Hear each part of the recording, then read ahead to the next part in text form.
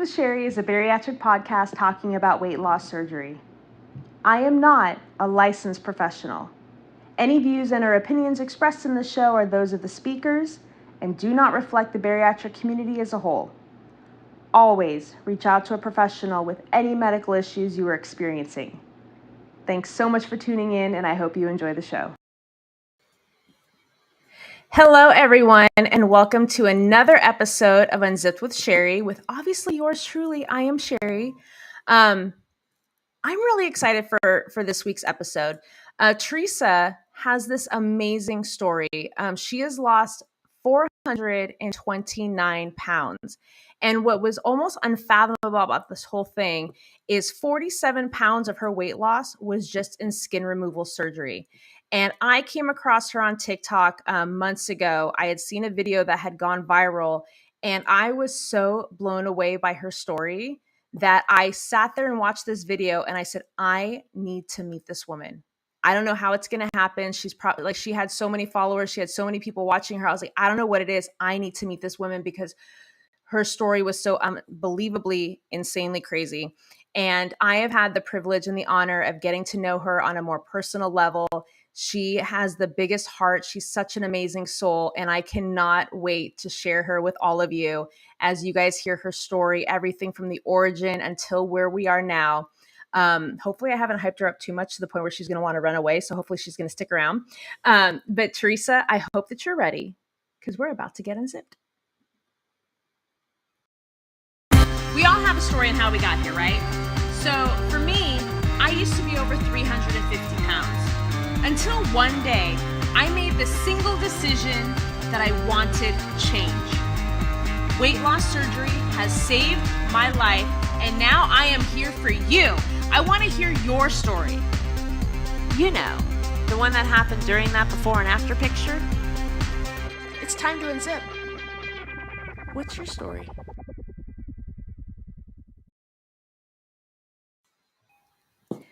Hello, beautiful lady. Hi, thank you for having me. Well, first of all, thank you so much for even taking the time out of your busy life right now to come on my little podcast. I freaking adore you. And I've already told you how much that I freaking adore you. And so I can't wait for other people just to see how adorable and amazing you are. Thank you. So obviously, first and foremost, thank you so much for taking time to come here today. And this is what always happens when we do a show. We start shooting the shit and we're chatting, and all of a sudden we blink, an hour has gone by and the show is over. So I'm letting everybody know right now, we are not getting to everything today, but I've already bombarded Teresa and told her she's going to be coming back for a part 2 later on down the road. Part 2, stay tuned. So we're going to get through as much as we can. We're barely going to scratch the surface. So buckle up because we're about to have some fun. And I hope you're ready because I'm going to put you in the hot seat with a couple of questions today. All right, let's do it. I'm excited to be here. Thank you. Hi, guys. Okay, good answer. Hi, Heather. So I thought what I usually do with all of our guests is one of the things that we do on the show is we talk about all the time how we see somebody's before and after picture on social media. Mm-hmm. And so many people have seen your before and after pictures and they're like, oh my God, that is amazing. Sign me up, call in the doctor. Let's go get some surgery right now. And so many people don't realize how much story took place in between those two pictures for you. And so also, we all have different reasons for why the weight has come on or why we end up struggling with obesity. So I like to kind of give people a little bit into Teresa's background and your origin story. Okay. Yeah. So I grew up a bigger girl. I've been big since I was like 5 years old. I grew up in a household where an eating disorder was the norm. I learned from a very young age to either restrict my eating or to binge eat. And I grew up thinking that was normal. Now, most of my family members were all a pretty normal weight. But my mom suffered with anorexia. So from a very young age, I learned how to chew up my food and spit it out. I learned how to eat salad with mustard to make it super low cal. So, and I started diets when I was 7, Slim Fast, Jenny Craig, Nutrisystem. Throughout my childhood and adolescence, I was put on every different diet. I started like sneaking food when I was probably like 9 or 10. I remember my grandma restricting my food and like calling me out in front of family for being bigger. And like they used to like write my weight on the calendar for the whole family to see. It was awful. And it just made me feel worse about myself. But I started like sneaking food as a teenager or I'm sorry, as like a 9 or 10-year-old. And then Yeah. as I grew up, looking back, I don't think I was really that big, right? We always think we're much bigger than we were in high school. Yes. I was a bigger girl, but I wasn't really, really big. But after graduating high school, when I hit like 2021, as you know, I suffered a major loss. My brother took his own life, and I spiraled after that. I internalized that. I felt horrible, guilty that I couldn't help him. And I think I kind of like removed myself from life because I felt like since he wasn't there to enjoy it, that I shouldn't be able to either. And within a couple years, I had gained like over 200 pounds, and our mom couldn't handle the stress of everything, of losing her son and everything it did to the family. And my mom took her own life. And at that point, I just couldn't cope anymore. It was like I lost my mom, lost my brother, and then I found myself having to help take care of my younger siblings. And I was still very broken at the time. Right. And struggling. And so I began binge eating all the time in secret. I pulled away from family and friends and just like stayed in the house all the time and was binge eating constantly Yeah. to the point where within 4 or 5 years, I was up to like 600 pounds. And I was eating 10 to 15,000 calories a day, barely able to stand or walk for more than a minute or two at a time. Like, I think the most exercise I would get would be like maybe 200 to 300 steps in a day. And that was like a really physical day for And me. that was a good, yeah. That was a good day. Like getting 200 or 300 steps was a good day. Like, I mean, I struggled to even get up out of bed I had to sit while I took a shower, brush my teeth. Like I couldn't stand to do chores. Like I couldn't stand in line at the grocery store. Like my weight got totally out of control. And anytime anyone tried to talk to me about it, I would get upset. Like I would get, right? Like 100%. I would get defensive. Yeah. And then my family, because they knew I was hurting so much, they would just back off rather than pushing it and being like, no, there's something wrong. They didn't see me eating a lot. They would be like, no, she just has like hormone problems or something because she's not eating. I wouldn't eat a lot in front of people. I would eat in secret. So people were afraid to even approach the topic. Or my favorite is when people would like, if you told somebody your weight, they're like, I would have never guessed that. Like, there's no way you're 350 pounds. Like no. Yeah. You know damn well that you don't eat that much. Like, no, I never see you eat. Yeah, that doesn't make any sense. I know. I just don't. I don't move that much, and I could eat a little healthier, but no, I was literally binge eating in secret, like multiple times a day, hiding the trash on my way home from work, like making sure I had a mint so they couldn't smell the pizza on my breath or whatever, and it just got to the point where I was going to die. Like I was going to die, my health had just gotten out of control. Now I'm curious for you because when I was like gaining all of my weight, when you're in the moment of it, you're not consciously aware on a daily basis that like, oh, usually something will happen. It's a wild picture that goes on social media or a quick reflection in a mirror. And you're like, holy shit, like it becomes aware like how much you've gained. Like at some point during this journey for you, were you consciously aware how big you were getting? So my dad was getting remarried and we were all supposed to go to the wedding. And I couldn't go to graduations, birthday parties, weddings, and things like that. But my dad was getting remarried and I had to go, and they were getting married at the chapel at Knott's Berry Farm. And I remember not even being able to wear shoes. I had to wear like hemp sandals because they were open and easily fit because my feet were like the size of footballs. Yeah. And I couldn't even walk like the 30 feet from the parking lot up the 3 steps to the chapel without like feeling like I was going to die. The blood was pumping in my neck, my ears, the blood pressure, and everyone was watching me, everyone.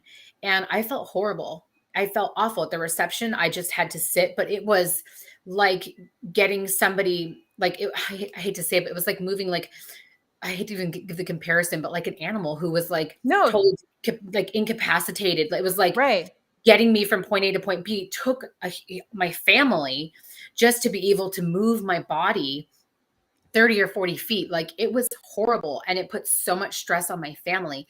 And seeing the pictures from that day, I was like, oh my God. And I realized how big I was. Did I do anything to change it at that time? No, I didn't. But I realized that was my biggest, because I was about 600 pounds at that time. And then that's when I was like, oh my God, I am really, really big, to the point where I am disabled. Right. And I am impairing the life of not only myself, but the lives of my family members because of my weight. I couldn't put my shoes on. I couldn't go to the bathroom in public. Like, I couldn't do I had to have people drive me right up to the door. Like, that was like my moment. I totally forgot one of the NSVs was, like, every time you went to a public place, I always had to use the handicap stall. Oh yeah. Every single, a normal stall, like, was not even fathomable. And sometimes even some of the handicap stalls, the way that everything was placed, like, even that was like a struggle in itself. Yeah. I just totally forgot about that. Holy shit. Yeah. Fuck, you've been through a lot.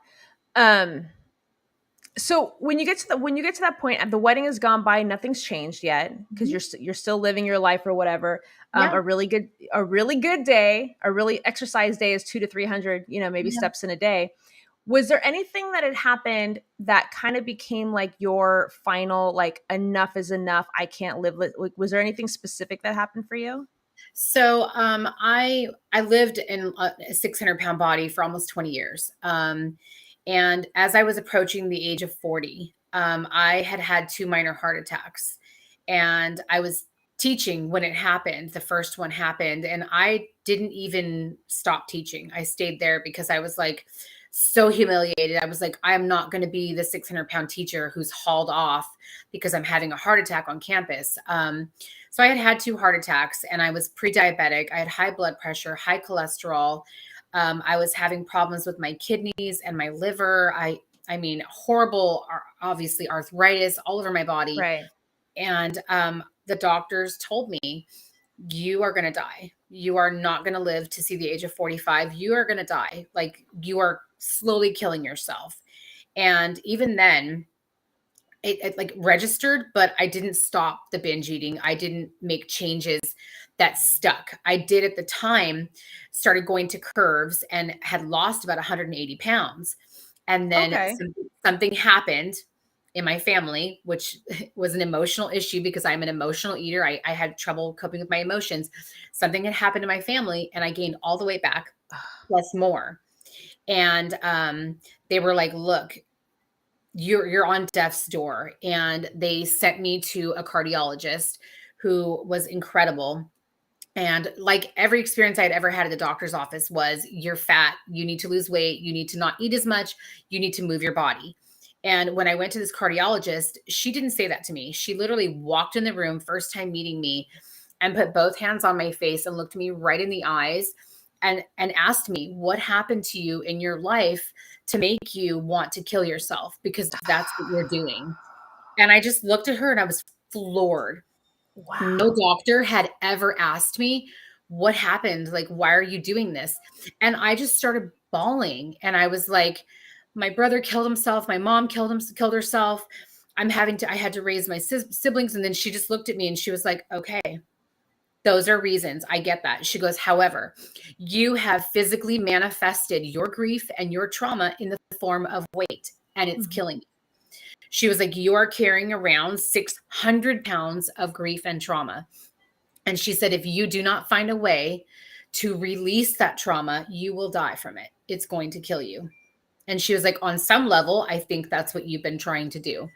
And so she told me to leave her office. She did not say diet and exercise. She just told me, I want you to figure out a way to release it. And she suggested meditation, visualization, affirmations, writing to them, to my family members, writing it to my grief and trauma. And I left her office, and that's what I started doing. And it just clicked. I literally left her office, went to the beach. I wrote to my mom and my brother. I told them that I forgive them and to please forgive me. Now, was it a magic pill and it happened? Absolutely not. But that was the light, the spark that happened that totally began for me to realize, like, hey, I'm carrying around this baggage and I can choose to let it go. And I wanted so badly because I felt like an empty shell. I literally would tell people, I feel like I'm just lifeless. My like light Yeah. had gone out. And I was like, I would cry and I'm like, I so badly want my light to come back on. And I realized that my eating habits and my lack of movement and everything was punishment. I was punishing myself because I felt responsible for my mom and my brother killing themselves, and it wasn't my fault. And It so wasn't. I had to learn how to reprogram my thinking, and I had to act with intention to release that trauma. And that's what I started doing hundreds of times a day. It wasn't just once or twice. This was hundreds of times a day where I had to go back and say, no, this isn't your fault. You're reacting this way because of feelings that you have held on to. Let's breathe our way through it. Let's walk our way Right. through it. Let's journal it, whatever. I was desperate trying to find ways to release that. And so I started walking across my house and I would visualize the stress, the grief, memories, horrible things that had happened, leaving my body in the form of breath or sweat. And I would visualize it leaving itself behind. When I would shower, I would visualize my tears running down with the water and leaving my body. And those things worked for me. And because I started to work on the mental and emotional reasons why I had gained the weight, why I was using food to numb myself and to comfort myself, I then started to open the doorways to, okay, how can I heal this? What can I do as far as food? How can I heal my relationship with food? How can I start healing my body, mind, and soul? And Right. it just it started taking off from there. I got that positive momentum going, that where I started to release the negativity and make space for hope and, you know, all those Right. beautiful things that I had forgotten for so many years. And this is something like you and I have talked about this a lot off camera. I've already told you, you are my spirit animal. We are very similar in our the way that we view life and our mindset and visualization. Yeah. We are both firm believers that everything does happen for a reason when it does, when it needs to. And Yes. one of the things that we've bonded over is how many times in our history when we've dealt with doctors, they look at somebody who is fat or obese and that is their explanation for anything. Oh, doctor, I have a headache. Well, you're fat. Or I would walk in and my knees are in pain. Well, you're fat. I have And a then you scratch on my elbow. You're fat. you're fat. Put the fork down already, and then your Yes. headache will go Yes. away.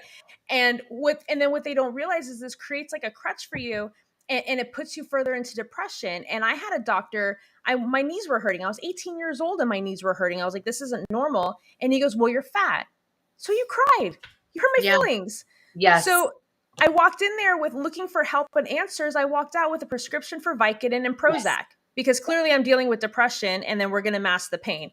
And all it takes is one doctor to be a doctor and not just in this, let me prescribe you some medication, but like let's prescribe what's going on inside and let's find a solution.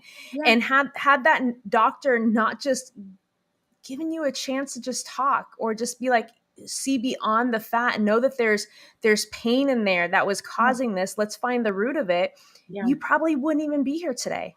Yeah, no, if it wasn't for that doctor, I firmly believe that I would not have been here today. And I'm so grateful to have had the chance to reunite with her and tell her exactly what she did for me and how the fact that those words inspired a life transformation for me. And now because of that, I'm able to share with so many other people and hopefully help others to know that they can turn that light back on. They just have to, find a Yes. way to do it. So, So when you met with a doctor, so now you're starting to kind of rectify your past and you're trying to forgive yourself and forgive the decisions that you've made.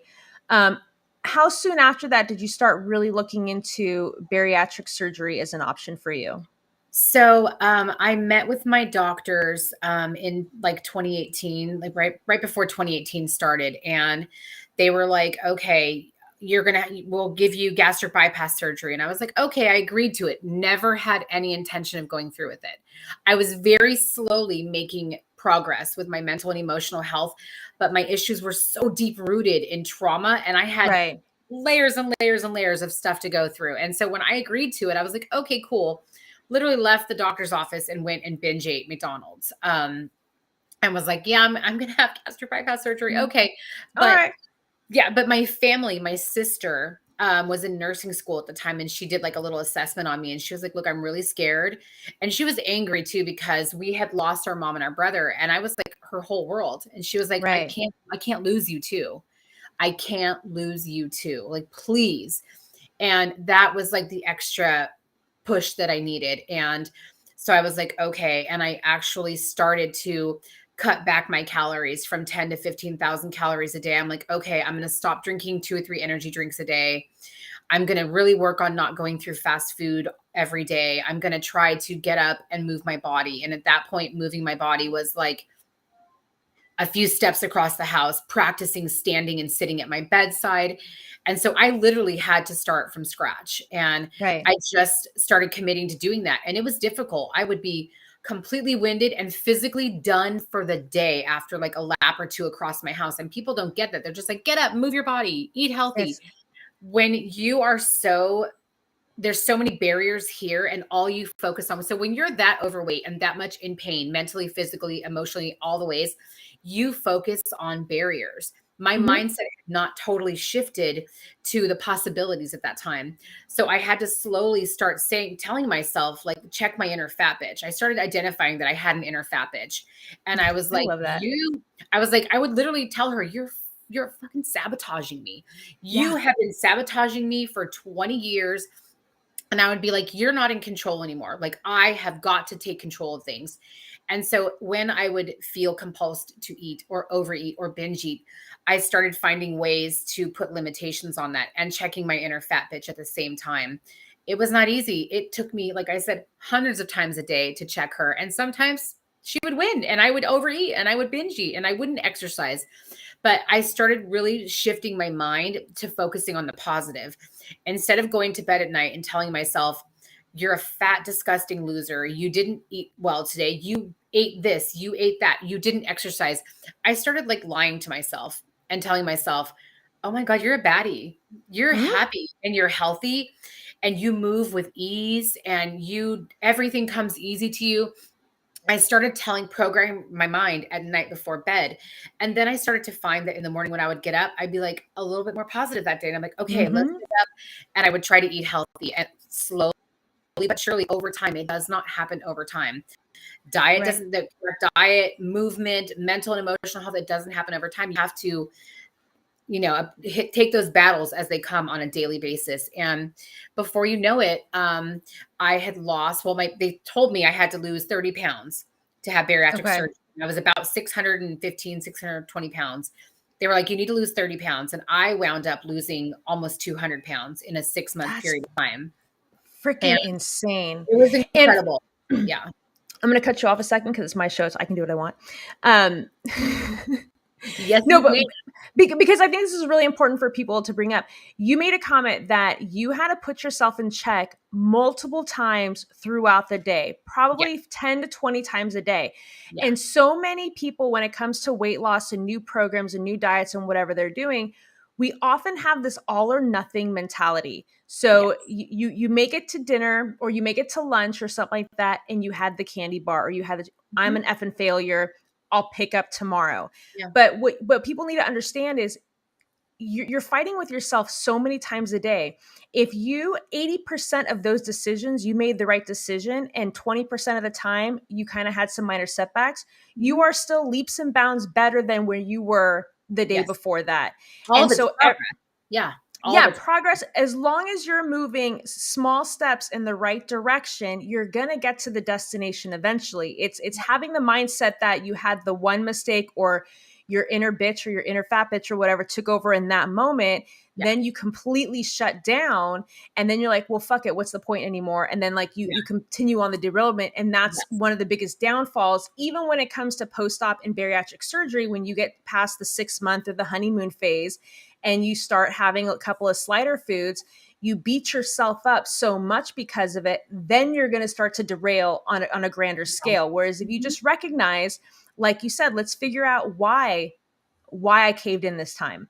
Was Yes. it the stress that I was dealing with? Was I dealing with trauma? Did I have some PTSD from something that happened? There's so many different elements that if you can at least pinpoint why in that moment you were weaker than all of Mhm. the other moments the entire day, Yeah. then we can find progress and we can like move on. So that's, Yeah. I just wanted to cut you off for a second. No, you make a great point. And what I also started to do that was so helpful was, rather than identifying my failures as failures or F ups, I started saying this is a learning opportunity, because I am a student. I'm a student learning how, this must be the teacher in me. I'm a student learning how to live a healthy life. I am learning how to live a healthy life at the same time while I am shedding all of these things that have made me not want to live a healthy life.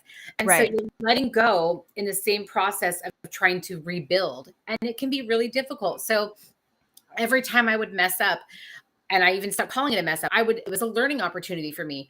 Okay, what did I do differently that I had done a year or two ago? Like, how much progress have I made today? And so I would shift my mind totally to focusing on the positive and not the negative. I would not even acknowledge. I'm like, nope, these are the amazing things that I did today. And the more that I hyper focused on the positive outcomes and the possibilities in my life, the more I started to build that positive momentum. And in the community, in the bariatric community, even in the weight loss community, if you are in an obese body, you are programmed from every single level of our culture that you are worthless, that you are not valuable, that you are ugly or fat or disgusting. And so it comes very easy to us to tear ourselves down. And once you realize that you have got to be your own hype person and build yourself up, because society ain't going to do it for you. Nope. So once you realize that nobody is coming to help you and nobody is coming to save you, you have got to start doing it for yourself. And once I started, like literally at 600 pounds, terrified to walk down the street because I had people throwing food all over me, in and out all over me, milkshakes, pulled my hair, calling me names, trying to push me down, oinking at me out the car window. And I would go into my mind, and because that was a safe space for me. And I would tell myself, you are a badass. You are a warrior. I would put on my gangster rap music because I needed the vibes. Which I fucking love. When I found out that you listened to gangster rap, I'm like, what the fuck? People are like, oh my God, what are you listening to? I'm like, it's legit. Snoop, Dre, Tupac, Biggie. I needed that, like, I don't give a F vibe, and I'm a badass, I'm a G, and no one's going to F with me, because I was terrified. I was terrified because society told me that I was not even worth being seen.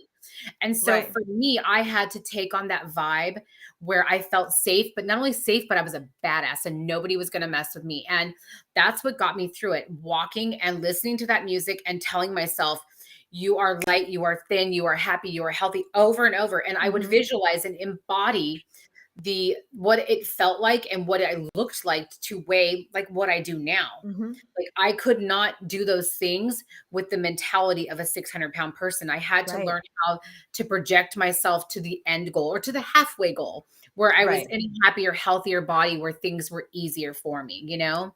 This is why I smurf and love you so hard, because in knowing your past history, like, you had gone through things that most people would not experience in a lifetime. Anybody that has to deal with any kind of like a tragic death unexpectedly, or especially a suicide, or somebody that slowly killed themselves with like food or like obesity or whatever, you dealt with that on more than one occasion. And and so, granted, this is one of those moments where we're seeing like the before and we're seeing the after, and like your transformation internally is so amazing. And like, it's amazing the shit that you've been through. We haven't even touched the surface on everything like in between. But the attitude that you have today, and how you are so uplifting, and you can still find the positive, and you can push through the bullshit that happens around you, is truly inspiring to people who sometimes a simple word or a sentence on a social media can completely crush you for weeks or months or whatever. And I love that we have somebody here who's been through so much shit and has come out the other side, and not only come out the other side, but you like fucking like, rocket shot over it, to get where you are now. And I just fucking love you. And I'm gonna fluff your ego like throughout the. So here's you the don't thing. have to, but thank you. I'm gonna do it anyway. And so this is the thing. We're already at the halfway part. I can't believe it. You and I I know. could chat for hours, like, and just go. I straight up told you, I was like, we're not getting to everything. I think I got to 3 questions of like, 15 or 16. So we're not even going to get to everything today. But No worries. one of the things you and I had talked about that I really wanted to make sure that we talk about on the show, because it is a very unique situation that you've been in. Mhm. So we're going to kind of fast forward the weight loss part. Boom. Yes. We've lost 400, 300 some odd pounds.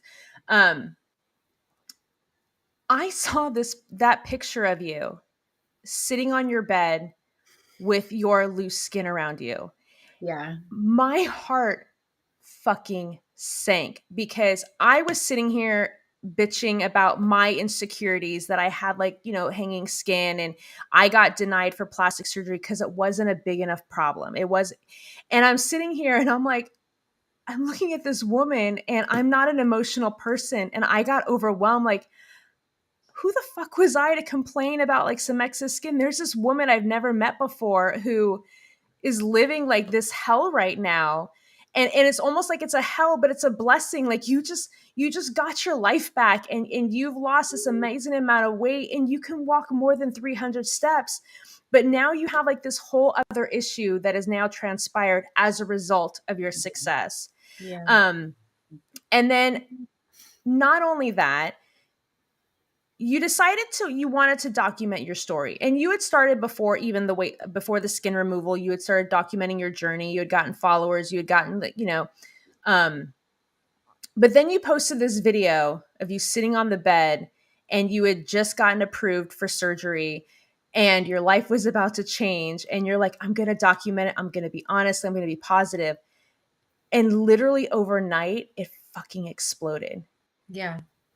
Like, not just like, oh, I got like 50,000 followers. Like, no, you got like 600 some odd thousand followers, like literally overnight. And you're about to have like this life-changing surgery.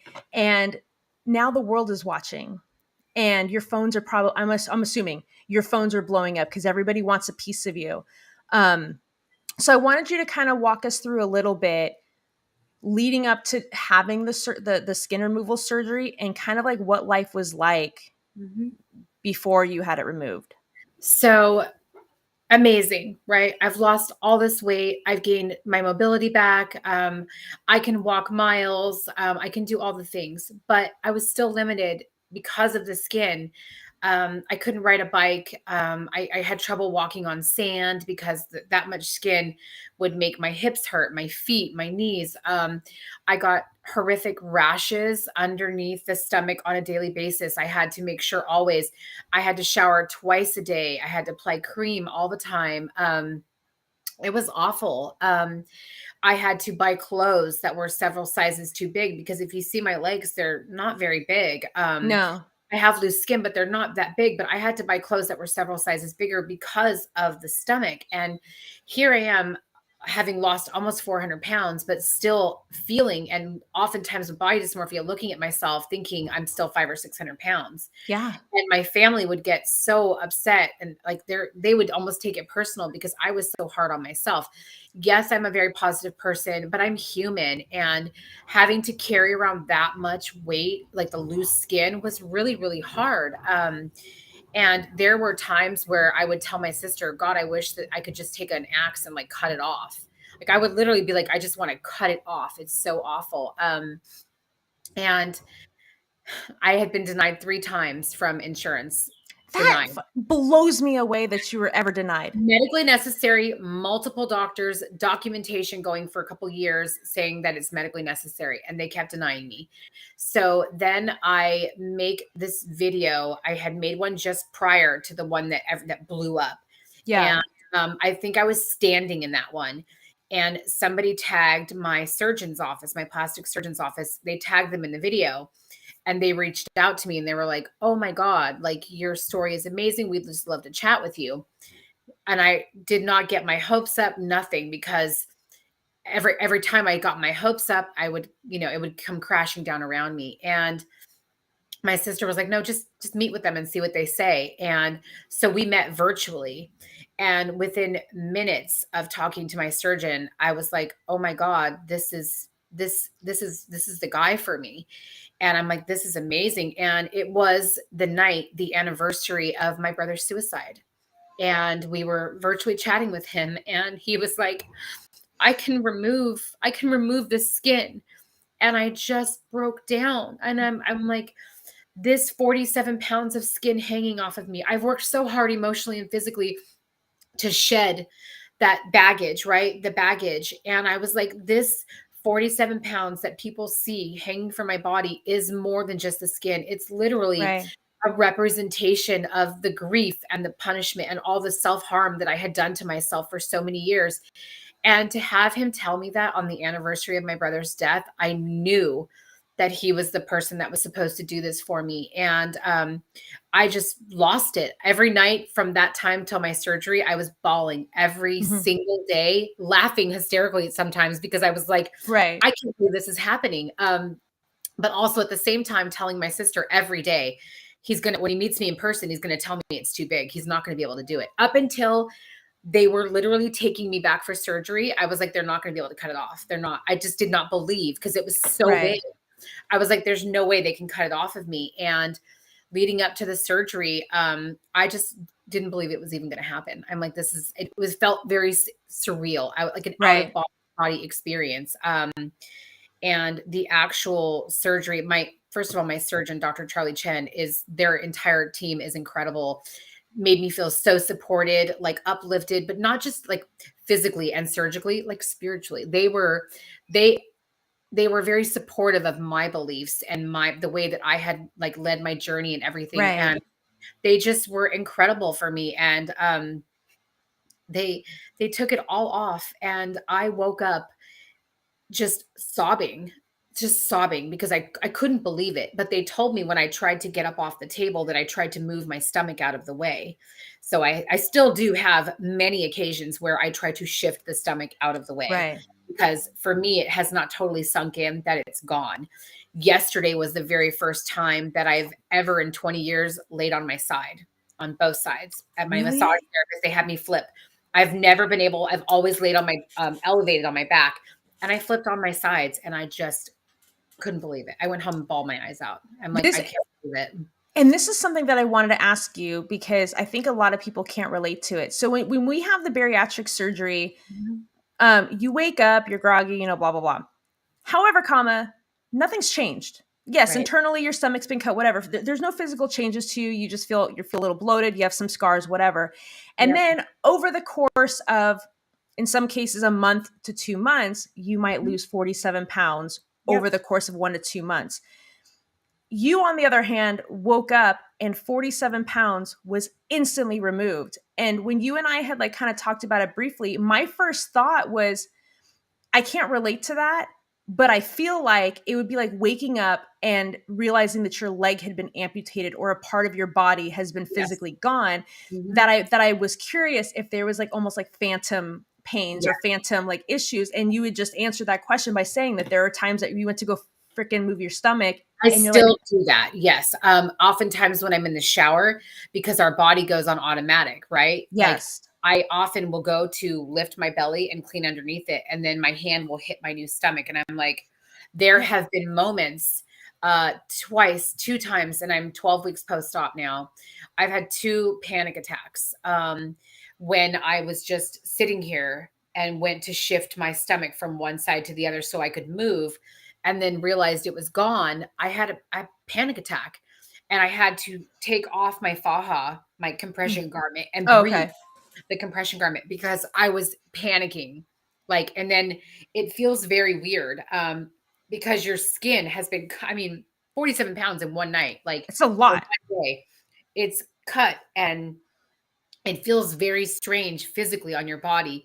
There are times when I can't even feel the area, and I have to look or touch and go, okay, I'm okay. I'm okay. I literally have had panic attacks where I have to calm myself down or call my sister and help me breathe through it because I'm like, oh my God, what's happened? And obviously wearing a compression garment 24 hours a day, it can be suffocating at times. And when you're having those feelings of a panic moment, and the phantom thing is just the craziest thing to experience. But there are so many moments in every single day where I'm in shock. I constantly, like, when I walk past a window or a mirror at work or anything, I look and I'm like, okay, wait, is that me? That's me. Okay. Mm-hmm. And I have to reassure myself. I still try to, when I buy clothes, the first couple of times I went shopping, I went right to Torrid because that's all I knew, like, was like, okay, Right. that was the place where I could go. I would still go to Target and go to the plus size section. And it's taken family and friends going, no, go to the normal size. And I've just over the past 2 or 3 weeks been doing that and forcing myself. I still will go and peruse through the plus size section Right. because that's what's normal to I me. was notorious for that. And like Eric and I was a Lane Bryant. That's all, the only person that would ever have my Yes. size. Yep. And I think we're at Kohl's and Eric found a dress and he goes, try this on. And I'm like looking for the 18 or whatever. And he's grabbing like a 10. And I'm like, babe, you don't understand women's sizes. Like, I'm not going to fit in that. And like, he's looking at the dress and he's looking at me.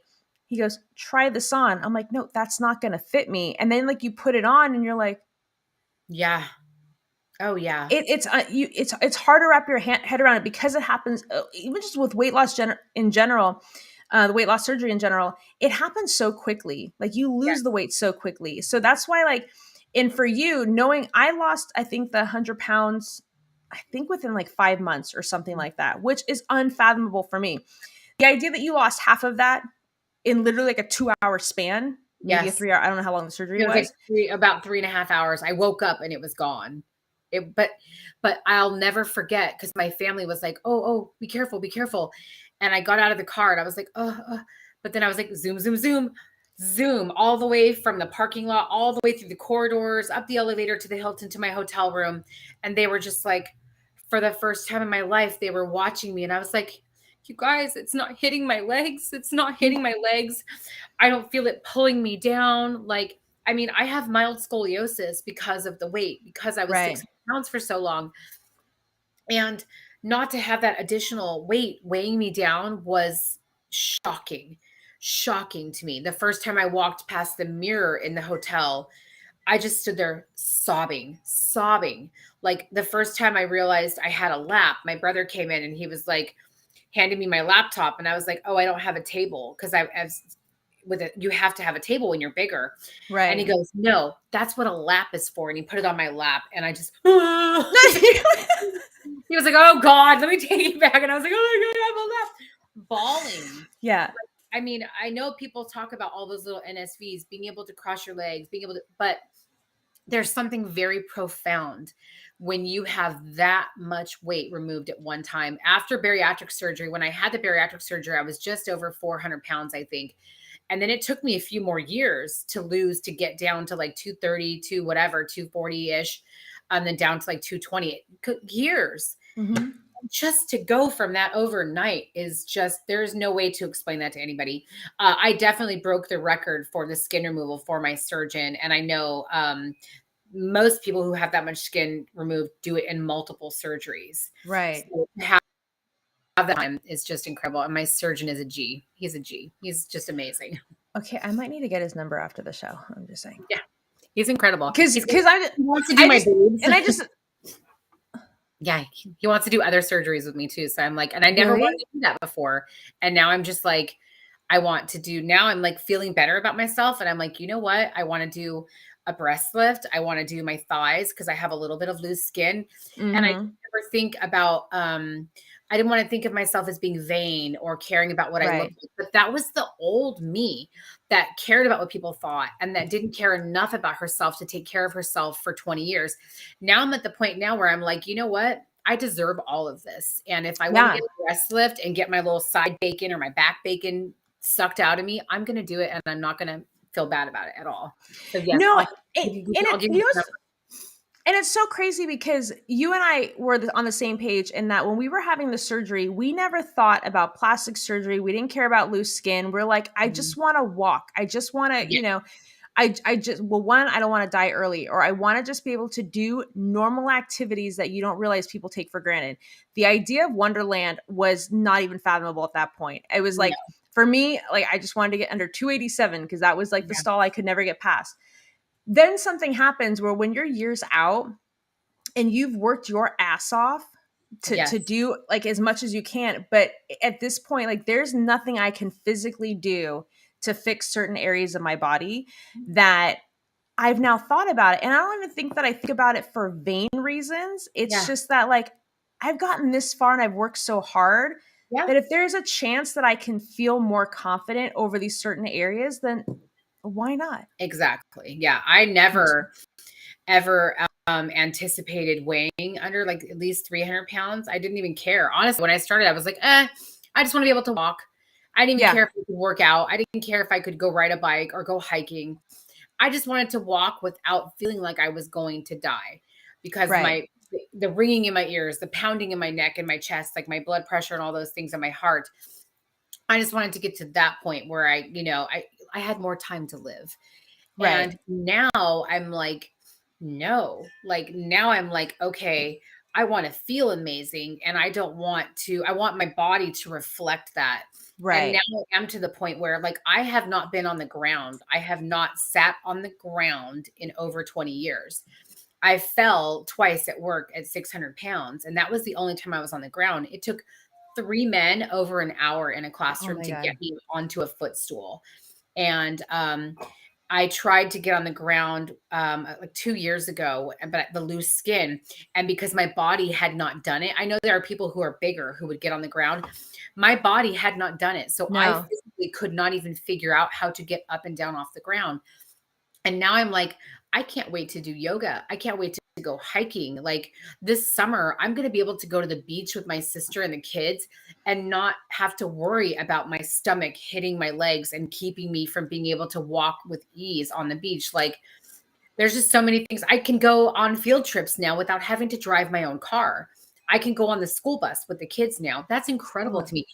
I do PE with the kids every day now. I am dancing and running around the gym with the kids. I could never, ever do that. I would have to sit off to the side and watch everybody else have fun. And that's what I did for 20 years of my life, Sherry. I lived 4 blocks from the beach and I slept in a recliner for 12 years at 600 pounds. And I would look out the window every day, seeing people walk by, ride their bikes with their friends and their family, going and having fun. And I would bawl.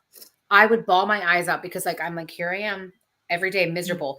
And I was fulfilling this prophecy for myself of feeling miserable, being unhappy and being unworthy. And I was punishing myself for so long. I am done with that shit. No more. No more punishing myself. I am just as worthy as the next person. And I deserve to be happy and healthy and live my best life. And so I think between the lines, what I think I just heard is that this summer we're going to get together and we're going to go rollerblading on the boardwalk or something. God, that would be amazing. I want to go paddleboarding. I've never been paddleboarding, but I was looking at them the other day and I'm like, oh my God, I want to go hiking. I want to go paddleboarding. Like I want to do things outside of my comfort zone. Like I told you this summer, I am potentially going to be going air ballooning, maybe doing zip lining. Those are things I never, ever, I'm going to be flying. I haven't flown in a plane since I was 600 pounds. And I can't even imagine. I was asking my coworkers today, I'm like, do you think I'll fit in one seat? Like, and they were like, looking at me like, girl, they're like, yeah. And I'm like, do you think I'll need a seatbelt extender? They're like, oh my God, Teresa. They're like, no, you one seat, girl. You don't got to buy 2 seats anymore. One seat and you're going to be fine. That still does not register with me. And I'm telling you, when I was 350 pounds, I didn't know that there was such a thing as a seat extender. I didn't know that existed because nobody had ever told me. I had always learned that if you could not buckle your seatbelt, you would have to pay for a second flight or like for a second seat next to you. That's all I knew. The last time I had flown on a plane, the seatbelt didn't close and I panicked and I'm like, I physically cannot afford a second seat or whatever. So they had like the airplane blankets. So I put a blanket around my waist or whatever. And every time the flight attendant walked by, I just went pretending like you were asleep. I just pretending asleep so they wouldn't bother me. And I was like, because the idea of being told I had to buy another seat was so embarrassing and devastating that, and then you forget about it until the very first flight I had post-surgery. It was years later. I sat in the seat and it buckled and I crossed my legs in the seat. And I was just like, I couldn't believe it. I cried. I can't wait. It's like, it's the little thing. Like you're going to send me a picture when you get on that plane. I'm going to document everything. Like when I'm traveling, this is so beyond anything that I thought I would ever be doing in my life, but I've been manifesting all of this. I have manifested my health, my happiness, my journey. Like, I would even sit back and I would meditate and focus on being a part of a community that was Mhm. uplifting and supportive, because I felt so alone for so long. I never knew anybody in my life that was severely obese like I was. I never knew anybody who binge ate and hid their food and guilted themselves like I did all the time. And so for me, I'm like, I feel like I would pray and meditate on, like, I need this community of people who understand me, who get me, and who I can uplift and who can uplift me. And I'm like, now I have it, and it's incredible. Right. Which I'm technically saying we're almost out of time because we still have 10 minutes, but it's going to go by really, really quick. Um, so we were saying earlier that right before you had the skin removal surgery, your account freaking exploded. What I'm Yes. curious is number one, you've been part of this bariatric community, you've been documenting your story. That sudden rise in like notoriety, like right in the middle of, like, I think it happened. Was it days before your surgery or like a week before, or was Um, it like? it started at, okay, so when I shared that video of me sitting on the bed, Mhm. my account went from like 300,000 to like 800,000 or 600,000 overnight. Oh, literally overnight. And then within the couple weeks leading up to my surgery, got me. I'm almost at 1 million followers. So just in the time frame from like November until now, I'm right under 1 million followers on Which TikTok. is It's freaking insane. crazy.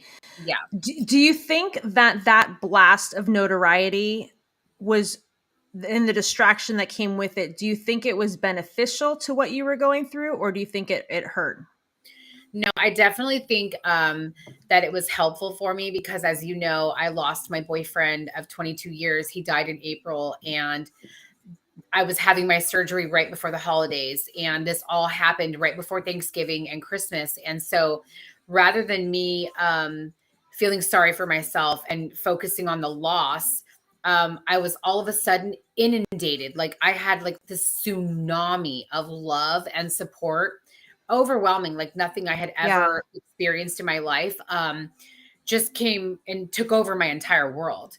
And then all of a sudden, it was like, media people, interviews, podcasts, like offers, like all these things, comments blowing up, like people reaching out to me saying, "You're so supportive, you're amazing." And also some not so nice things. There was a lot of negative things, but I tend to not focus on that. But it was very overwhelming. And honestly, like, I didn't feel like, so I had my surgery and I felt, even up until the night before my surgery, I was doing interviews the night before, like That's just literally. insane. And then they wanted me to document, like, in the morning, can you take pictures of your stomach? Can you take pictures of this? And I was like so overwhelmed because here I am going through this terrifying, like, incredible thing, but it was scary thinking that they're going to cut 50 pounds of skin off of me. Yeah. And I couldn't focus on just my feelings and being present in the moment because I was so overwhelmed with all of these things. But it did help to distract me from everything that was happening. But my recovery, there was not a single day during this first month or two of my recovery, not a single day where I didn't like go live, where I wasn't having to record like all the everything that I was going through. So there were moments when it was really overwhelming for me. Especially around Christmas time because I got so sick. I got Right. infection in my incision, and then I developed the blood clot right before New Year's. But people, when you all of a sudden blow up like that, then you have commitments then with people who are wanting to do interviews with you and want this from you, and which is all great. I'm not complaining. It's a blessing. But trying to maneuver Right. through that all of a sudden, then you have all of these eyes on you that you never had before. And so I'm dealing with the emotion of grieving and losing and not having my partner there for the first time in the holidays, and this weird thing that had just happened to my body of having all this skin cut off. I couldn't be really present in the moment all the time. And so that did add, some difficult points for me. But overall, it's just been absolutely incredible. And when my boyfriend died, just like with my surgery, I really went like self care savage and shared as a means of survival for me, like emotional, Right. mental health. And I feel like having this platform has also helped to keep me motivated and inspired, and just helps to keep me going every day. People, the amazing comments, I get thousands and thousands and thousands of messages and comments every day that lift me up. When I was in the hospital with my blood clot, not knowing if I was going to die or what was going to happen, Right. I was bawling. And then I just opened my TikTok and I was like, okay, let me read. And the thousands of messages just lifted me up and just brought me right out of like feeling sorry for myself and like, no, you're going to be okay. You have all these people here cheering you on and supporting you. And that's what kind of brought me out of that little dark spot. So Which is freaking incredible. And one of the things that I love about you is I do feel like people who start to get more notoriety and start to get, bigger, there's this expectation of you to be a certain way, to say certain things, to act a certain way, to be at their beck and call whenever they want you. mhm. Um, and that can get very, very overwhelming because there is life outside of Facebook and Instagram and TikTok. There was life before it, there's going to be life after it. Yeah.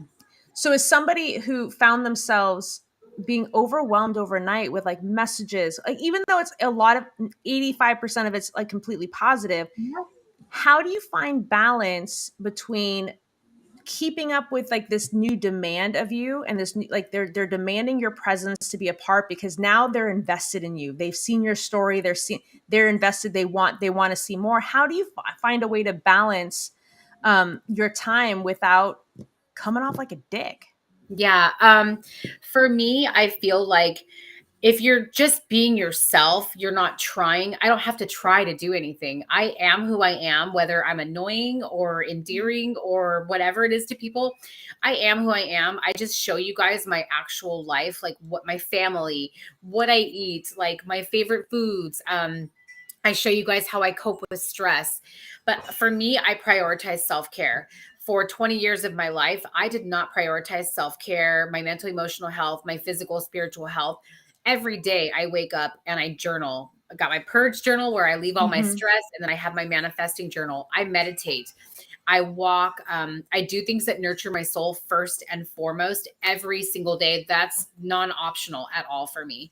But I do set boundaries too. And I feel like if somebody really wants to work with me or somebody wants to, have an opportunity with me, then if I can't do it at that time and it's really meant to be, then they'll still be there. And Yeah. if it's not, then that's okay too. I just kind of accept that things and people and opportunities are going to come into my life that are meant to be there. And if they're not, I'm not going to try to cling to anything that doesn't fit easily into my life. Right. But my family is the most important thing in the world to me. Um, they're my number one, my ride or dies. And so they're my primary source of support and love and everything. So everything has to come around that. You know what I mean? And I think that people who oftentimes get a lot of people followers overnight, or this happens to them, it's very hard to maneuver. But that's why it's so important to just stay humble, to stay true to who you are. Right. You don't have to change to please other people, because your people are going to find you. Right. For me, I focus so much on being a bright light. Like I intentionally do meditations to brighten my vibration, to make myself seen to other people, because I feel like for so long I was in the dark and I didn't have anyone to show, like hold a candle for me and be like, come this Right. way. And so I genuinely, honestly feel like this is my opportunity to help other people and to be that light for them and be like, hey, it's okay to be who you are. And I know you're having a hard time. So let's do this together. Right. Like, let me share and let me help you get back into the light, because I know how beautiful it can feel once you have that light back on, Oh, 100%. And Thank you. I Part don't know. two.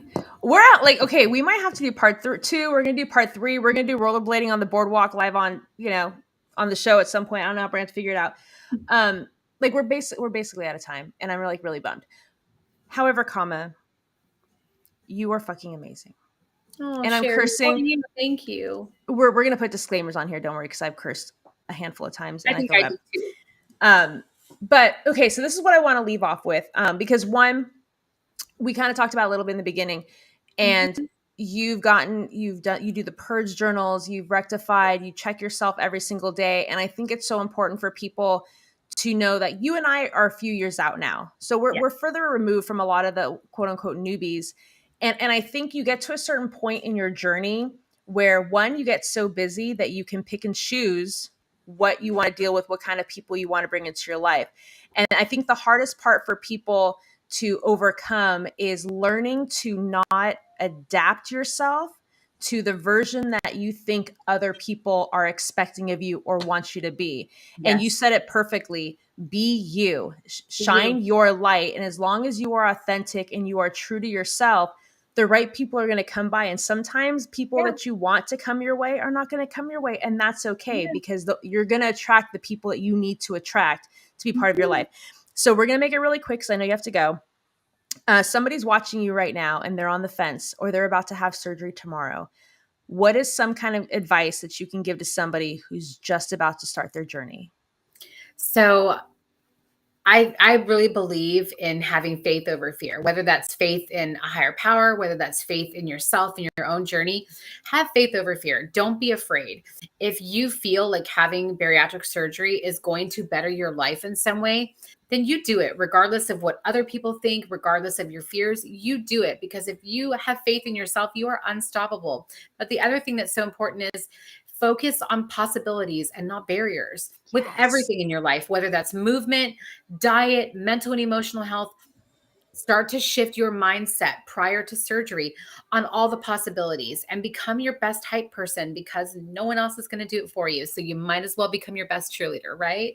A Smurfin' Men. And I think that's the perfect way to end the podcast for this week. I seriously cannot thank you enough. We're going to do part 2, 3, 4, 5, 6. I don't know how many we're going to do. It's happening. To those of you who guys have been watching and commenting, thank you so much for your continued support. You'll be able to watch this and all of the other episodes on YouTube at Unzipped with Sherry. You can find us on Spotify, Apple, pretty much anything that has like a podcast related thing. I am plastered all over the place. Unzipped with Sherry, go and find it. If you want to follow Teresa on TikTok, because it's kind of like the in thing to do right now, you're going to find her at Transforming Teresa Marie on TikTok. And I think it's your same handle on Instagram too, right? On all my platforms. Yeah. Transforming Teresa Marie. Mm-hmm. Yeah. So you make it easy too. Transforming Teresa Marie on all of the social media apps.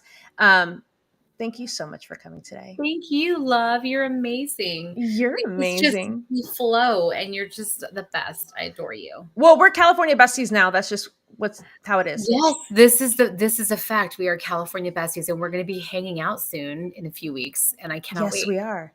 And we might have to maybe we'll make some videos and I'll make a show about it or something. I would love that. Yes. But only if we're going to bump Gangsta Rap that day. Because we need some Tupac. 100%.